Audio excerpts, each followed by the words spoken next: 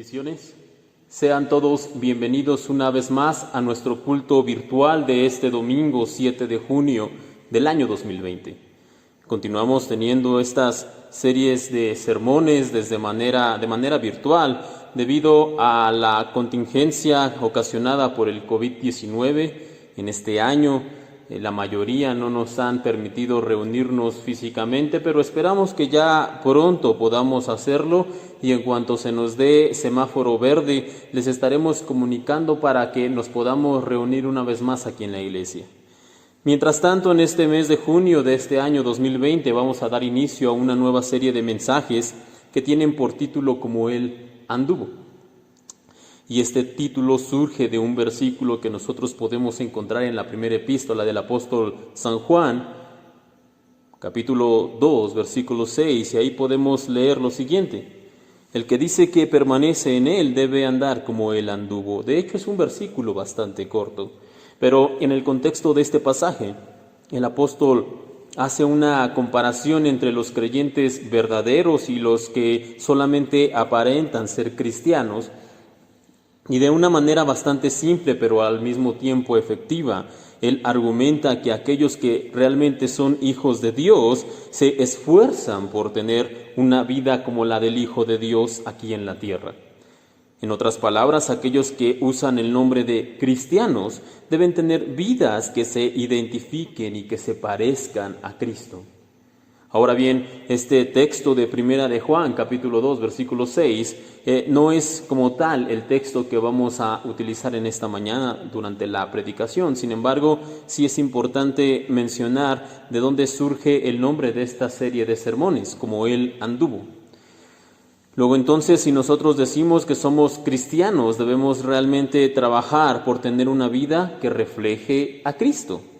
No obstante, es importante aclarar que el Cristo que nosotros debemos imitar y al cual nosotros debemos anhelar, parecernos, no puede surgir de las ideas populares o de los conceptos muchas veces adulterados que han permeado en nuestra sociedad e incluso dentro de la iglesia cristiana, y ahora se nos muestra o se nos pretende mostrar a un Jesús como muy buena onda, por decirlo de una manera coloquial, relajado, que da prioridad al amor por encima de todas las cosas, y en donde, dicho sea de paso, este concepto de amor que se tiene hoy en día está completamente desvirtuado y manchado por pasiones deshonrosas y no tiene nada que ver con el amor bíblico que Cristo predicaba. Ese Jesús que el día de hoy la gente quiere abrazar es un invento salido directamente de la imaginación humana y despoja al Señor, despoja a Cristo de su divinidad, de su santidad, de su justicia y de su perfección. Este Jesús posmoderno que ha construido nuestro imaginario colectivo poco tiene que ver, de hecho, con el Jesús que realmente nos presenta la Biblia. Y en ese sentido debemos nosotros tener mucho cuidado, pues podríamos por algún momento pensar que realmente estamos siguiendo a Jesús y finalmente nos daríamos cuenta que solamente seguíamos una idea errada, envuelta en esas buenas vibras e ideas positivas y de tolerancia total que hoy en día nos quieren vender, pero que al final de cuentas tiene como destino final el infierno, porque, reitero, el Jesús que hoy en día se pretende presentar a las personas nada tiene que ver con el Jesús que nos enseña la Biblia. Por tanto, si nosotros vamos a seguir el consejo del apóstol Juan, el que dice o el que pretende ser de él debe andar como él anduvo, nosotros debemos buscar andar como Cristo anduvo aquí en la tierra, y nosotros debemos buscar fuentes confiables que nos hablen de lo que Cristo dijo, de lo que Él hizo y de lo que Él enseñó mientras estuvo aquí en su ministerio terrenal. Y en ese sentido, nuestra mejor y más grande fuente acerca de todo esto, la más confiable de todas ellas, es, por supuesto, la Biblia. Así que, como repaso rápido y general, debemos recordar nosotros que en el Nuevo Testamento, el cual nos habla directamente de la vida, de la obra y de la enseñanza del Señor Jesús, este Nuevo Testamento se compone de la siguiente manera. Primero que nada tenemos los 4 evangelios, luego tenemos el libro de los Hechos, después las epístolas o cartas paulinas, después las cartas generales y finalmente el Apocalipsis. Y cada una de estas partes que componen el Nuevo Testamento fue escrita por alguien que, ya sea que haya conocido o que haya vivido directamente el ministerio terrenal de Cristo, por un lado, o por otro lado, por alguien que estuvo completamente empapado en las enseñanzas de los primeros apóstoles. Cualquiera sea el caso, esas fueron las personas que escribieron estos libros. Y además de todo esto, estos primeros escritos fueron validados por una gran cantidad de personas que vivieron y vieron de primera mano lo que se escribió, y si esto hubiera sido mentira o si lo que escribieron hubiera sido falso, ellos mismos se hubieran encargado de no permitir que fueran difundidos esos escritos. Luego entonces nosotros podemos afirmar y estar completamente seguros de que la Biblia es nuestra más confiable fuente de información acerca de la vida que Dios quiere para nosotros y de cómo podemos nosotros imitar a Cristo. Con ayuda del Señor, en este mes de junio vamos a estar hablando de cómo nosotros podemos andar como el Señor anduvo. Y en esta mañana me gustaría hablar de 4 aspectos en los cuales nosotros debemos trabajar siempre como individuos y también como iglesia para buscar parecernos más al Señor. Ahora bien, cabe destacar que aunque la mayoría de las veces los consejos que encontramos nosotros en la Biblia son de carácter individual, es decir, son para cada uno de nosotros de manera personal, la vida cristiana no está pensada para ser una vida aislada y solitaria. En otras palabras, aunque los consejos bíblicos se dirijan a nosotros de manera individual, están pensados para que nosotros tengamos una vida en comunidad, es decir, una vida como congregación. Y yo sé que en estos tiempos en los que no hemos podido reunirnos como iglesia debido a las circunstancias, pareciera un tanto innecesario que nosotros tuviéramos que hablar y acerca de lo que nosotros tenemos que hacer y de lo que tenemos que trabajar como congregación. No obstante, nosotros debemos recordar que la iglesia no necesita reunirse específicamente bajo un mismo techo para, de hecho, ser la iglesia. Y además, la iglesia de Cristo somos todos y cada uno de nosotros, y lo somos siempre y en cada lugar en el que estemos. Además, hay 2 puntos más por los cuales considero necesario hablar en esta mañana acerca de nuestra vida como iglesia, de nuestra vida como congregación. Y el primero de ellos es que, aunque en estos tiempos no hemos podido reunirnos, esto ha sido por circunstancias únicas y completamente especiales.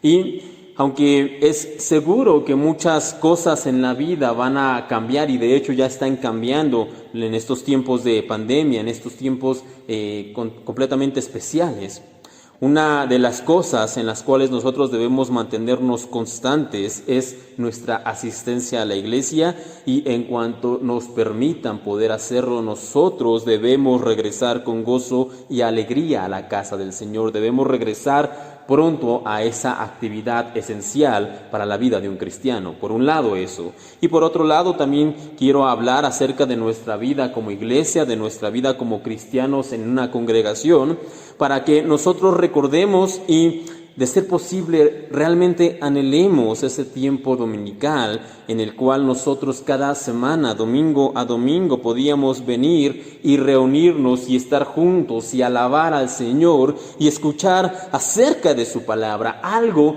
que parecía algo normal, algo que parecía algo a veces para algunos incluso cansado, pero que hoy que no podemos hacerlo, es algo que nosotros debemos anhelar, y de hecho que nosotros podamos incluso decir como aquellos judíos que estaban en la cautividad de Babilonia y que anhelaban poder regresar al templo, que anhelaban poder ir y adorar al Señor. Estos judíos decían, lo podemos leer en el Salmo 137, versículos 5 y 6, si me olvidare de ti, oh Jerusalén, pierda mi diestra su destreza, mi lengua se pegue a mi paladar, si de ti no me acordare, si no enalteciera a Jerusalén como preferente asunto de mi alegría. Ahora bien, son muchas las secciones en el Nuevo Testamento que nos hablan y nos dan consejo de cómo nosotros podemos tener una vida como la que Cristo vivió en esta tierra. Y sin embargo, en esta mañana me gustaría abordar esta enseñanza, este punto de vivir como Cristo vivió, de andar como Él anduvo, desde una epístola, específicamente la epístola a los Romanos. En el capítulo 12 del versículo 10 al 21, en esta ocasión es un versículo, o son una serie de versículos más largo de lo normal, pero por favor siga con su vista lo siguiente, Romanos capítulo 12, versículo 10 en adelante. La palabra de Dios dice lo siguiente: amaos los unos a los otros con amor fraternal. En cuanto a honra, prefiriendo los unos a los otros en lo que requiere diligencia, no perezosos, fervientes en espíritu, sirviendo al Señor gozosos en la esperanza, sufridos en la tribulación, constantes en la oración, compartiendo para las necesidades de los santos, practicando la hospitalidad. Bendecid a los que os persiguen, bendecid y no maldigáis. Gozaos con los que se gozan, llorad con los que lloran, unánimes entre vosotros, no altivos, sino asociándoos con los humildes. No seáis sabios en vuestra propia opinión, no paguéis a nadie mal por mal, procurad lo bueno delante de todos los hombres. Si es posible, en cuanto dependa de vosotros, estad en paz con todos los hombres. No os venguéis vosotros mismos, amados míos, sino dejad lugar a la ira de Dios, porque escrito está: mía es la venganza, yo pagaré, dice el Señor. Así que si tu enemigo tuviere hambre, dale de comer; si tuviera sed, dale de beber. Pues haciendo esto, ascuas de fuego amontonará sobre su cabeza. No seas vencido de lo malo, sino vence con el bien el mal. Ahora bien, el apóstol Pablo en los primeros 11 capítulos de esta carta ha estado exponiendo sistemáticamente quién es Cristo y cuál ha sido su obra redentora para la humanidad. Y al llegar precisamente a estos capítulos finales, del capítulo 12 en adelante, él se dispone a hablar más en lo que se refiere a los deberes como cristianos, a los deberes como iglesia, a los deberes como hijos de Dios. Sin embargo, en esta mañana, por cuestiones de tiempo, no podríamos nosotros abordar punto a punto todo lo que el apóstol nos está aquí enseñando en este pasaje. Y es por esa razón que nos vamos a concentrar solamente en 4 puntos muy importantes y que son los que veremos en esta mañana. Esos 4 puntos son: primero, permítame leerlos: gozosos en la esperanza, sufridos en la tribulación y constantes en la oración. Ahí se nos está hablando acerca de perseverar en el Señor. Gozaos con los que se gozan, llorad con los que lloran. Ahí hablamos acerca de estar unidos en Él. No seáis sabios en vuestra propia opinión. Ahí se nos habla de ser humildes en el Señor.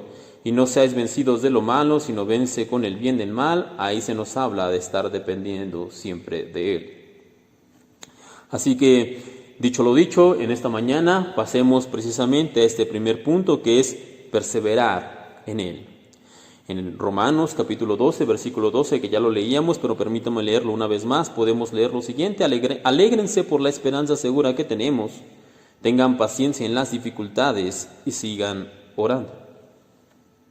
Y si bien es cierto que en primera instancia aparecen 3 recomendaciones por separado, nosotros, si notamos y leemos ahí, podemos darnos cuenta que las 3 giran en torno a una misma cosa, y esta es la perseverancia. Ahí, en lo que acabamos de leer, se nos dice que nosotros debemos mantenernos alegres por la esperanza y las promesas futuras que tenemos en el Señor. Perseverar. También se nos dice que debemos ser siempre pacientes ante las dificultades que se nos estén presentando día a día, confiando siempre en que el Señor está en control de todo. Una vez más, perseverancia. Y finalmente podemos leer que debemos mantenernos perseverantes en la oración, sabiendo que ella es la forma en la que nosotros nos comunicamos con Dios y es una de las maneras en que nosotros escuchamos su voz, y es también una fuente de ánimo, de confianza y de esperanza cuando nos enfrentamos ante las tormentas de la vida.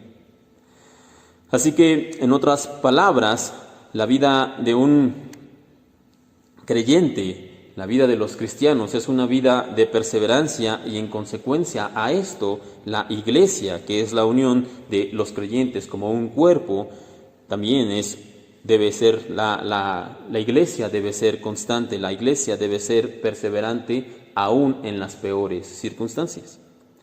Y de hecho, si nosotros nos vamos a la historia de la iglesia, podremos encontrar que la historia de la iglesia de Cristo, es una historia de constantes luchas y persecuciones. Aún hasta nuestros días, aún hasta el día de hoy, a pesar de todas las dificultades que podemos enfrentar como iglesia, nos hemos podido mantener en pie. Y esto sucede no por nuestras fuerzas, o por nuestra destreza, o por nuestra determinación, sino que la iglesia de Cristo, la iglesia del Señor, sigue en pie, gracias a que hemos sido perseverantes en confiar en Él y a esperar en Él. En otras palabras, nosotros somos perseverantes porque el Señor nos ayuda a hacerlo. Nosotros hemos continuado como iglesia porque el Señor nos ha mantenido. Y hoy en día, que las circunstancias no nos permiten reunirnos, nosotros los creyentes y la iglesia permanece en pie, no porque nos hayamos reinventado como algunos pudieran pensar, o porque estemos usando nuevos canales de comunicación, o porque nuestra creatividad e imaginación nos están ayudando, aunque todo lo anterior es bueno y aunque todo lo anterior realmente nos ha ayudado en cierta forma. La verdad es que la iglesia hasta el día de hoy sigue en pie, perseverando, porque el Señor así lo ha dispuesto y porque Él ha hecho que millones y millones de personas desde sus hogares estén alegres en la esperanza de que el Señor ha prometido la salvación y ha prometido la vida eterna.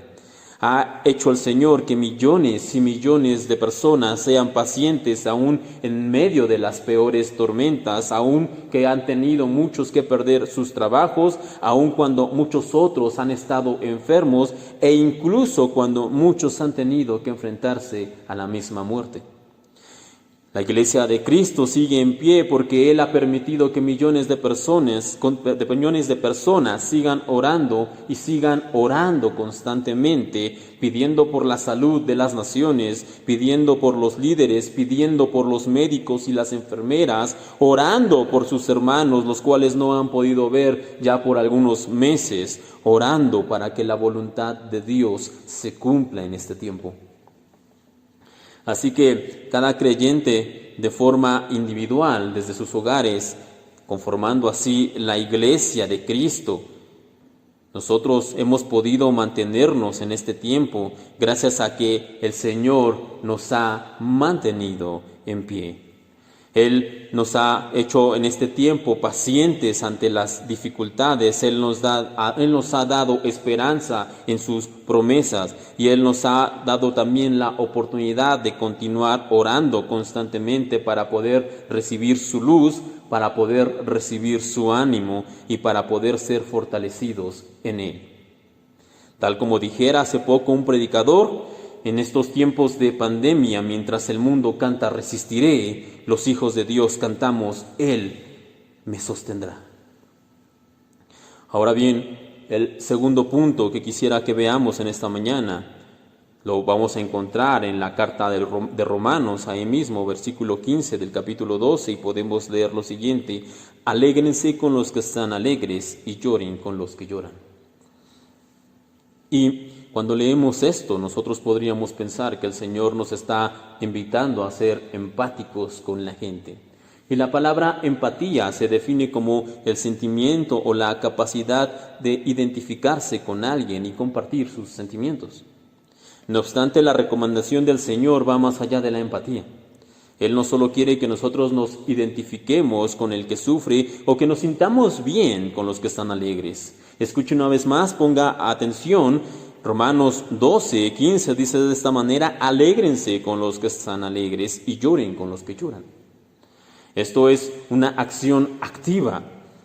Y como les decía, esto va más allá de la empatía. Esto no solamente se produce en el sentido de sentirnos mal por los que están llorando o de sentirnos bien por los que están alegres. No, la iglesia del Señor, la iglesia que el Señor está buscando, es una iglesia que está unida en Él a un grado tan marcado y evidente que incluso, como acabamos de leer, lloramos con los que lloran y nos alegramos con los que están alegres. No solamente tenemos empatía por ellos, no, sino que compartimos la acción de su tristeza o de su alegría.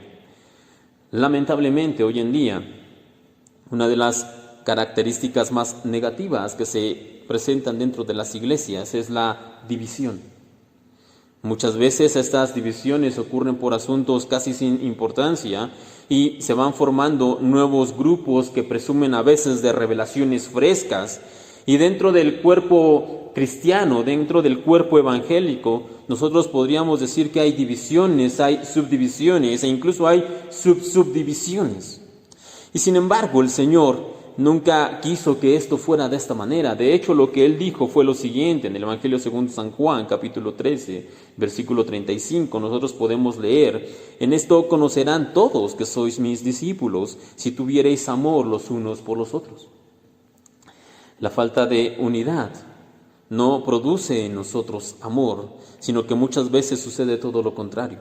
Sentimos nosotros aversión e incluso se puede llegar al odio por todo aquel que no piense como nosotros, y nos alegramos incluso cuando a alguno de ellos les va mal, cuando algo les sucede de manera mala. Ahora bien, es importante aclarar que de hecho sí hay grupos y denominaciones que en efecto enseñan y afirman cosas que son totalmente contrarias a lo que la palabra de Dios enseña claramente. Acerca de estos grupos, por supuesto que sí, debemos mantener distancia y debemos incluso cuidarnos de su error. Sin embargo, si nuestras diferencias con otros grupos son secundarias o incluso terciarias, si estas diferencias digamos que son mínimas, nosotros no deberíamos permitir jamás que la división se anteponga a la unión que el Señor está esperando de nosotros, sus hijos. Así que, hermanos, una de las características principales de los creyentes que quieren andar como Cristo anduvo y que hará que la gente nos identifique realmente con Él, que hará que nos identifiquen realmente con Cristo, es precisamente la unidad. Sin embargo, cabe mencionar que la unidad, o para que la unidad funcione, se requiere de la participación de ambos lados. De esta manera puede ser la unidad realmente efectiva. Y permítame explicarme. Yo no puedo llorar con el que llora si simplemente no me intereso por mi hermano. Sin embargo, también es necesario, o tampoco puedo llorar con el que llora si mi hermano no me deja saber su dolor. Yo no puedo llorar con alguien que no me permite llorar con él.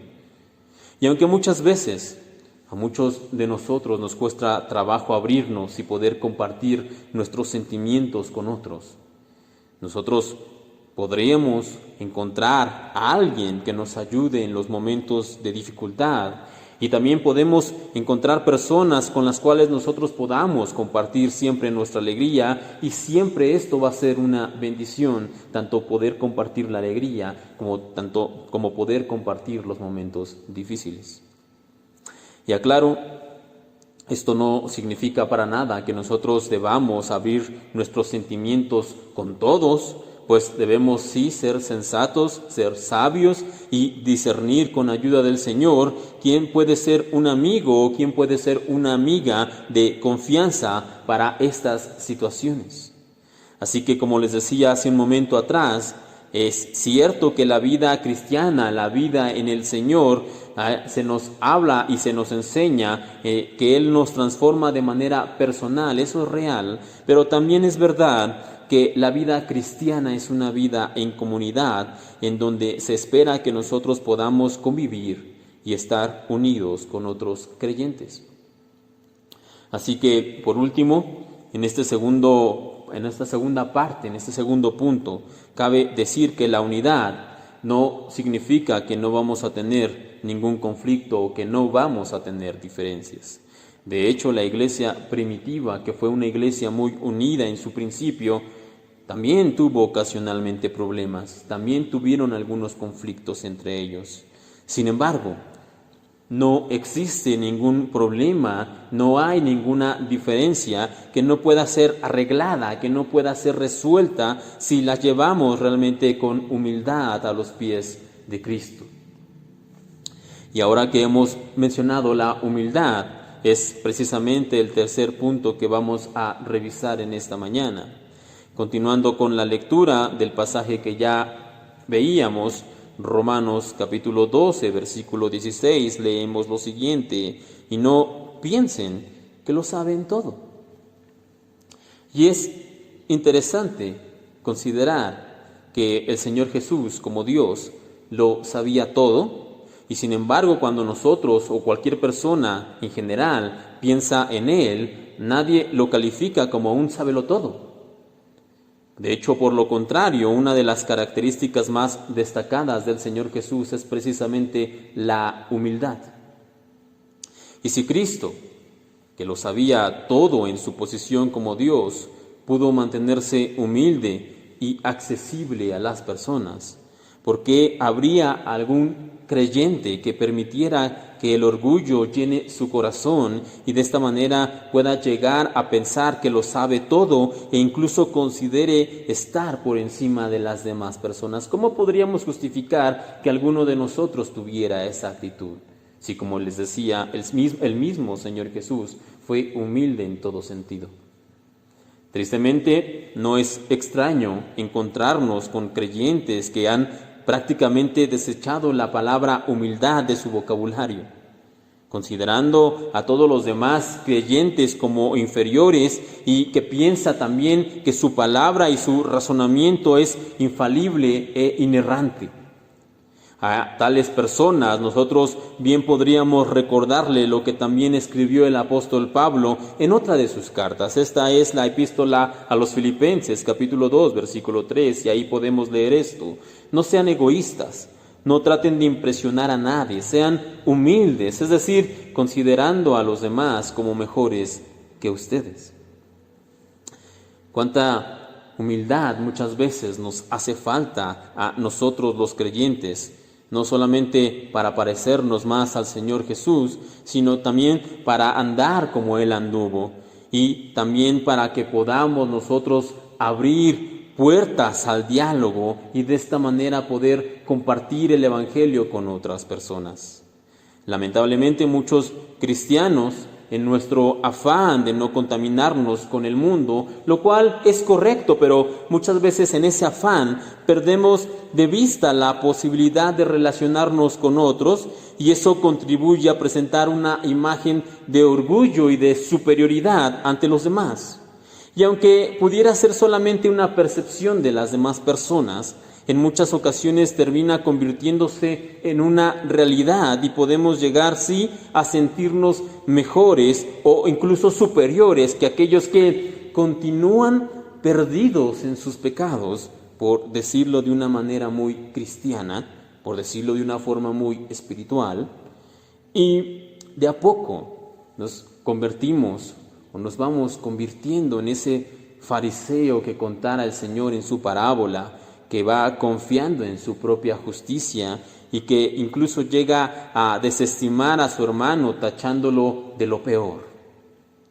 Y esto es algo que, si realmente somos muy honestos, quizá en más de una ocasión nos hemos sorprendido pensando que efectivamente somos mejores o superiores que los demás, si, como les decía, somos honestos. Ahora bien, si el Señor Jesús sabía con qué facilidad nosotros somos presas del orgullo, pregunta, ¿no podría habernos dejado alguna herramienta o algo que nos ayudara a combatir a este inflado corazón que muchas veces nosotros tenemos? Y de hecho, sí lo hizo. Ya leíamos algo de ello antes en la epístola a los Filipenses, pero aquí mismo en Romanos el consejo completo es el siguiente. Romanos 12:16 dice de esta manera: vivan en armonía unos con otros, no sean tan orgullosos como para no disfrutar de la compañía de la gente común, y no piensen que lo saben todo.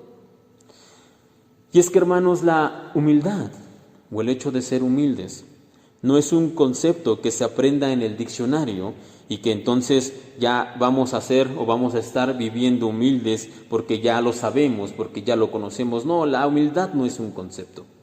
La humildad es algo que se vive y es algo que se demuestra cada día, con la forma en la que tratamos a los demás, con la forma en la que nos relacionamos con otros. Por tanto, si nuestro deseo realmente es ser humildes como Cristo, lo que nosotros debemos hacer no solo es desearlo, sino que debemos comenzar a practicar el ser humildes con los demás.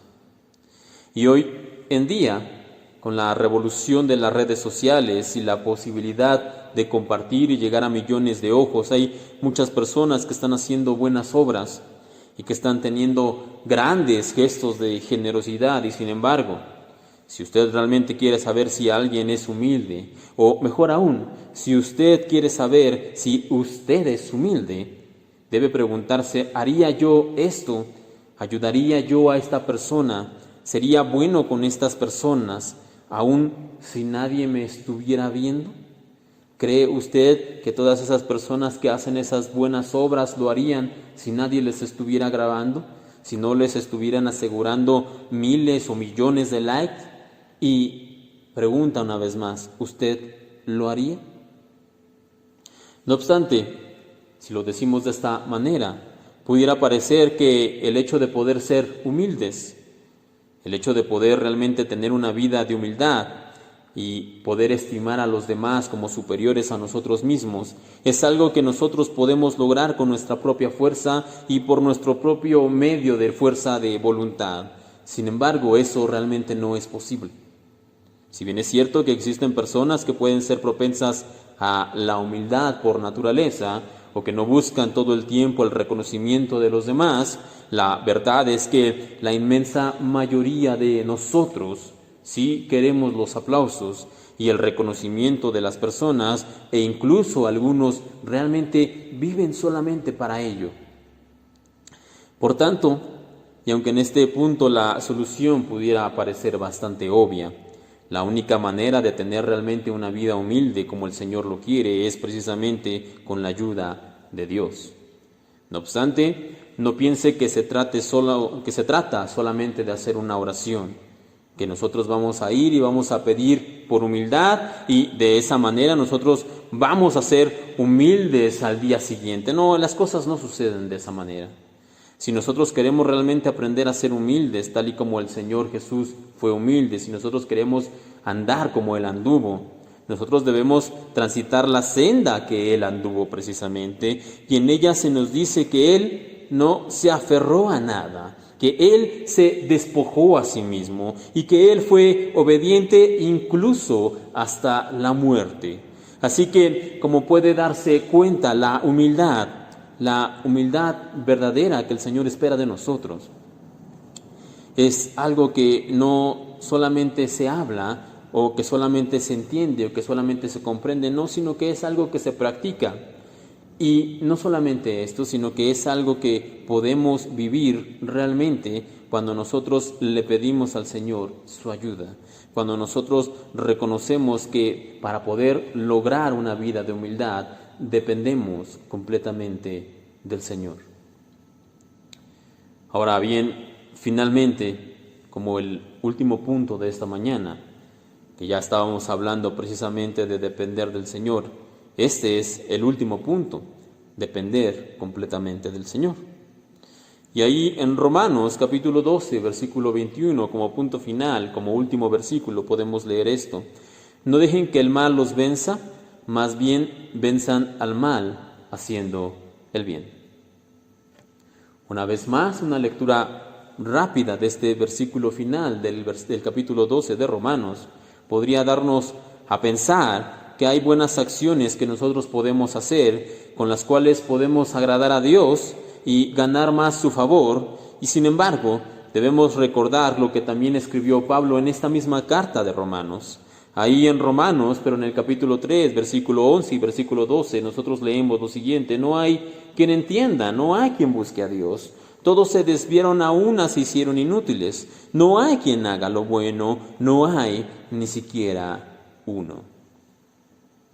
Ahora bien, con esto, la Biblia no está diciendo que existen personas que pudieran hacer acciones consideradas como buenas o encomiables, pues lo cierto es que sí existen hombres y mujeres de carácter piadoso y que tienen una buena conducta delante de los demás. Es decir, con esto, cuando dice la Biblia que no hay ninguno bueno, no se refiere a que ninguna persona hace buenas acciones, no está hablando de eso. Lo que la Biblia nos enseña cuando dice que no hay ninguno bueno es que no hay ninguna persona que pueda hacer ninguna buena obra que pueda darnos entrada al cielo o que pueda darnos acceso a la vida eterna que el Señor ha prometido. No hay ni siquiera una buena obra, una buena acción que nos pueda dar tal cosa. No existe. Luego entonces la pregunta sería, ¿a qué se refiere entonces el apóstol Pablo cuando escribe ahí en Romanos 12:21? No dejen que el mal los venza, más bien venzan el mal haciendo el bien. Pues bien, como creyentes debemos entender que hemos nosotros muerto a nuestra pasada manera de vivir, que estaba inclinada al pecado, que estaba inclinada a la maldad. Y ese mal que nosotros hemos enterrado, que nosotros hemos sepultado, no debemos permitir que salga de nuevo, no debemos permitir que salga para tomar el control de nuestras vidas. Sin embargo, de tanto en tanto, ya sea por descuidar nuestra relación con el Señor, por alguna tentación o por alguna circunstancia difícil, ese viejo hombre asoma la cabeza e intenta levantarse de nuevo para tomar el control. Como dijera aquel reformador Martín Lutero, pensé que el viejo hombre había muerto en las aguas del bautismo, pero descubrí que ese infeliz sabía nadar. Ahora tengo que matarlo todos los días. Así que, hermanos, queda en claro que nosotros tenemos que estar combatiendo diariamente en contra de nuestra naturaleza pecaminosa. Nosotros debemos estar combatiendo para vencer el mal. Y sin embargo, tenemos dos opciones para combatir el mal que hay en nosotros. La primera es intentando vencer ese mal que hay en nuestras vidas, enfrentándolo y reprimiéndolo. No obstante, esa es una lucha que estamos destinados a perder. Si no me cree, pregúntele a los discípulos. Ellos fueron los primeros que en efecto quisieron andar como Cristo anduvo. Ellos renunciaron a su pasada manera de vivir e intentaron pelear en contra de su naturaleza pecaminosa por sus propios medios. Y lo único que consiguieron con eso fue salir corriendo y negar al Señor Jesús. ¿Por qué? Porque eso es lo único que conseguimos cuando enfrentamos nuestra maldad interior, es decir, nuestro pecado, con nuestras propias fuerzas. Eso es lo primero que podemos hacer. Pero, por otro lado, nosotros podemos enfrentar la maldad de nuestro viejo hombre, nuestra pasada manera de vivir, no con nuestros propios medios, sino con el bien que ahora hay en nosotros. Y no piense ni por un segundo que ese bien del que estoy hablando nace o está realmente en nosotros. No, sino que el bien del que estoy hablando en esta hora es el bien que el Señor ha puesto en nosotros. Es el Espíritu Santo que el Señor ha derramado en nuestros corazones. Ese es el bien por el cual nosotros ahora hemos vencido a nuestra pasada manera de vivir y por el cual nosotros podemos mantener enterrado a nuestro viejo hombre. Esta es la razón por la cual el mismo apóstol Pedro, que salió huyendo cuando fue enfrentado el día que capturaron al Señor, pocos días después se mantuvo firme e inamovible ante todo el Sanedrín y se negó a callar la predicación del Evangelio. Note la diferencia. ¿Y qué hay distinto en este hombre que salió corriendo y que después se mantuvo firme? ¿Cuál es la diferencia en la vida de este hombre, en la vida de Pedro? Como ya les decía, la diferencia es el Espíritu Santo que ahora habitaba en él y que habita en todos nosotros como hijos de Dios.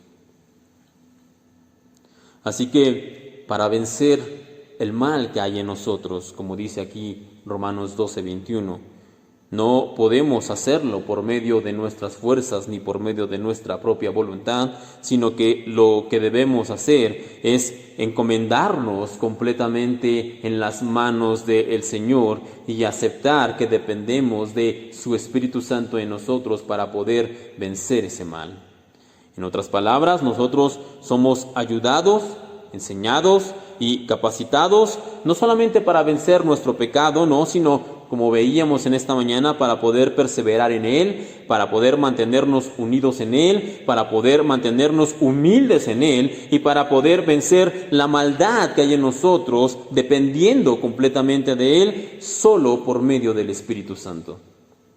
Así que si nosotros queremos, hermanos, andar como Cristo anduvo, lo que debemos saber y reconocer en esta hora es que somos totalmente dependientes del poder del Espíritu Santo que está en nosotros para poder lograrlo. Así que en esta mañana vamos a terminar esta lectura del pasaje de Romanos, capítulo 12, versículo 10 al 21, y con estos 4 puntos terminamos por este domingo. Sin embargo, si el Señor lo permite y Él nos ayuda, la próxima semana vamos a continuar hablando acerca de este punto, de cómo nosotros como cristianos podemos vivir una vida que agrade al Señor, de cómo nosotros podemos andar como Él anduvo. Terminamos en esta hora. Le voy a pedir desde sus hogares que cierren los ojos y que terminemos con una oración. Amoroso Padre Celestial, te doy gracias en esta hora por la oportunidad de reunirnos de esta forma virtual. Y solamente, primero que nada, quiero agradecerte porque tú nos has dado a tu Espíritu Santo como ese sello que nos afirma como tuyos y que también nos recuerda que tú tienes promesas que has cumplido y que vas a cumplir.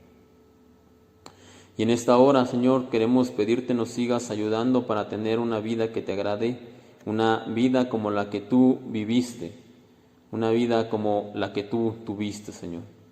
Te pedimos tu ayuda para poder hacerlo porque es una realidad que por nuestras propias fuerzas no lo podemos hacer. Así que te pedimos, por favor, nos ayudes, continúes ayudándonos como hasta el día de hoy. Gracias te damos por esta oportunidad una vez más. En tus manos encomiendo a mis hermanos, que tú los puedas guardar, que tú los puedas llevar con bien. Gracias una vez más te damos. En esta hora nos encomendamos en el nombre de tu Hijo, el Señor Cristo Jesús. Amén y amén.